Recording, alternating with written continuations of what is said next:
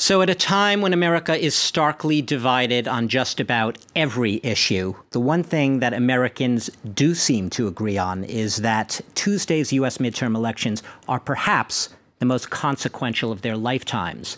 Now, President Donald Trump, to be sure, is not running. He's not on the ballot in these elections in which Americans will choose a third of their Senate, all 435 seats of their House of Representatives, and 36 governorships.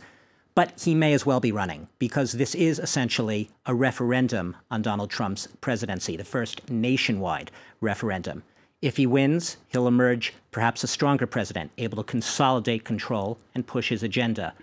If the Democrats, however, regain control of one or two houses of Congress, they will be able to radically change the dynamic of this presidency.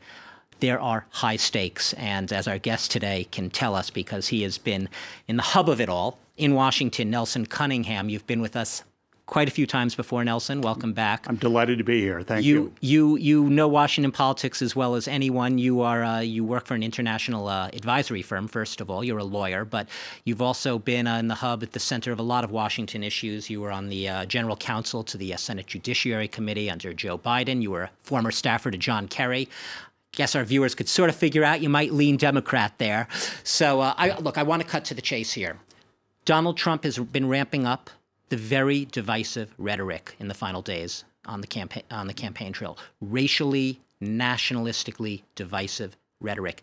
It's a strategy that worked to perfection for him in 2016. Mm-hmm. Will it work again in 2018? Yeah. Nobody knows his voters better than Donald Trump. This is what we missed 2 years ago. His voters were voters who hadn't voted before in Pennsylvania, hadn't voted in Michigan, hadn't voted in Wisconsin. All the models were based on those voters not turning out. And those models turned out to be wrong. Trump understood. He knows how to whip those voters up, and he knows how to change the dynamic using those voters. That's what he's done here. 3 months ago, Democrats felt extremely confident about these elections. They had great candidates. They had raised a lot of money. The enthusiasm was far in their favor. And Trump has, in the last 3 months, changed the dynamic, and he's made it a nail-biter. And what happened to the blue wave, right? It seems that a few months ago, the talk was of a blue wave. And in the jargon of politics, that's essentially not just the Democrats retaking the House, but sweeping across a tsunami of blue that would also help them retake the Senate.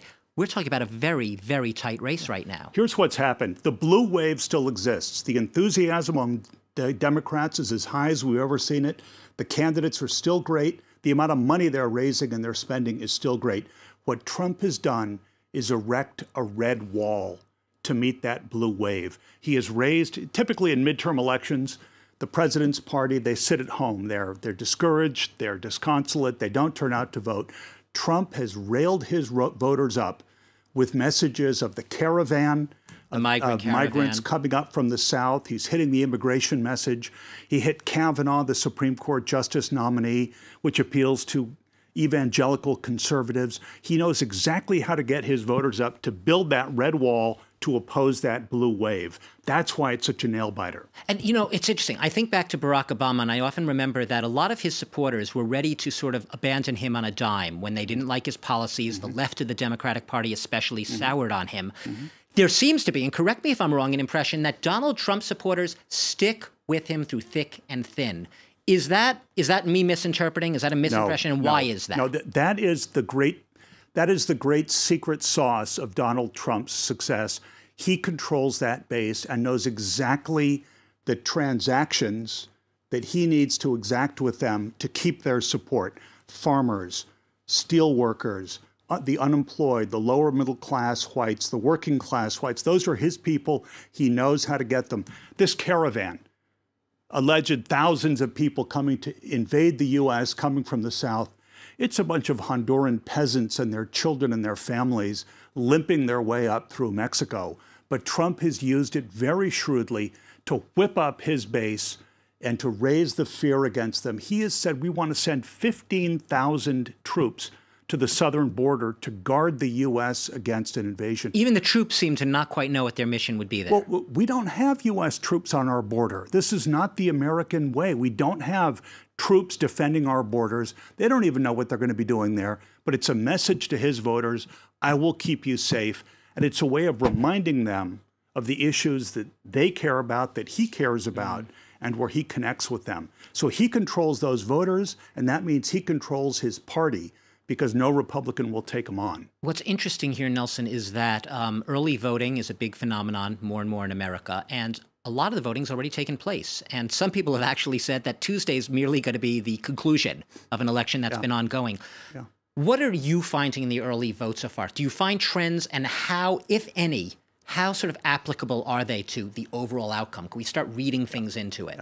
Typically, the early vote is a vote for the opposition. The people who turn out are those who are enthused, and in a midterm election, it tends to be those of the other party. What we've seen this time, pre-election voting is at an all-time high, but it's both sides. You can tell Democrats it's Republicans and Democrats.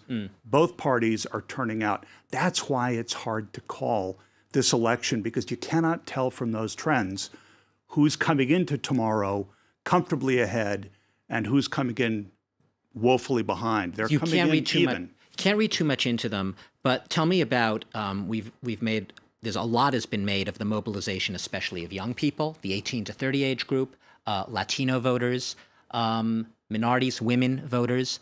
I'm curious what you think of tight races. States like Nevada, Arizona, which have very large voters in these categories. Do you think that mobilization is going to make a big difference? Yeah, it will make. This election will turn on exactly how successful those mobilization efforts are. Remember, in the U.S., voting is not mandatory. Voting is voluntary. Right. Typically, in midterm elections, we get 40% or less of the population voting. So for both sides, the game is getting your voters out to vote and keeping the other side's voters home. And that leads right into what I want to ask you. Let's talk about voter suppression. It's the elephant right now in this studio, okay? And it's not one of these knee-jerk liberal progressive issues. It's really happening. We've seen it from North Dakota, we've seen it in Georgia, and we've seen it in Kansas, just to name a few. Yeah. So both sides use the voter issue to mobilize their voters. Republicans say there are millions of illegal voters who want to vote, and Democrats want to let them vote. We have to safeguard our polls. We have to get the cheaters. We have to make it sure that only Americans vote. Democrats say, well, there's no evidence of widespread fraud. In the last 2 years, I think there have been 48 cases brought in the entire United States of voter fraud. Democrats It's say, a non-issue, really. It's a non-issue. This is just a fraud. It's a fake. It's simply used by Republicans to tighten the rules and keep Democrats at home. But both sides, by the way, firmly believe that they're right. They do believe it? No, they're not pretending to believe it on one side. I think if you ask a Republican, do you believe that election integrity is an important issue in this election, they will all tell you, honestly, in their hearts, yes, it is. And why? Because the television they watch, the media they read, tells them it is. And we will remember that Donald Trump, in the wake of the 2016 election, in which Hillary Clinton won the popular vote by 3 million, claimed massive voter fraud. He said the only reason she won the popular vote is because, quote, millions of illegals voted. He put together a commission to investigate it. It eventually folded with its tail between its legs because no evidence was ever found. And one other thing I'll just bring to mind, tens of thousands, I think it was 23,000 voters in the state of Wisconsin, a critical swing state in 2016, who effectively were barred from voting by restrictive voting laws. That was the margin of Donald Trump's victory in that state. It absolutely was. In the little time we have left, giant topic to broach, but tell us the scenarios ahead. First of all, go out on a limb for us a little bit. Yeah. Tell us where you see this happening. I called it a tight, I said it was going to be a tight race. Senate, is it going to remain in Republican hands? House, will the Democrats pick up seats? What are the Republican chances of retaining control of both houses? Yeah. Look, remember, the Senate is on the knife's edge. It's 51 Republicans, it's 49 Democrats. All Democrats have to do is get 2 seats and they control. The trouble is, almost every seat they're defending is in a bright red Trump state. So unlikely. And Trump has been, for the last 2 weeks, has been doing nothing but hitting those red stakes. Unlikely to change. The game is in the House and in the state houses. You mentioned 36 governors up, the governorships. In the House, the range of possibilities is as wide as I've seen it. I think it goes from the worst scenario for Democrats is they barely take the House. So I think it's pretty well locked the Democrats will take the House. But if they take it by inches, if they take it by a small handful of votes, that puts their majority on any critical vote in peril. Especially if those are moderate Democrats or conservative Democrats. Exactly. But if they have a good night, they could pick up as many as 50 or 60 seats. And that would give them a comfortable margin, would give the new Speaker of the House, whether it's Nancy Pelosi or somebody else, the ability to strongly oppose the president.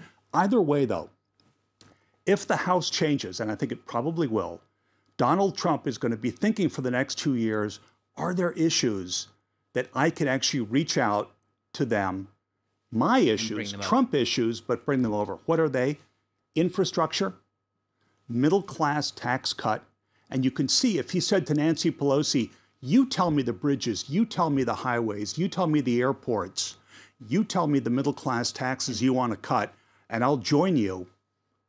That's pretty attractive to a Democratic majority in the House. I'm going to leave it at that with the image of a possibility of a Donald Trump reaching out across a partisan divide. Very, very nail-biting elections down to the wire in the U.S. tomorrow, perhaps the most consequential elections of modern political times. Nelson Cunningham, thanks for giving us some of your insights today. And we'll all be, I think, glued to our screens over the next 24 to 48 hours. I know I will be. Thank you. Thanks to all of you for watching.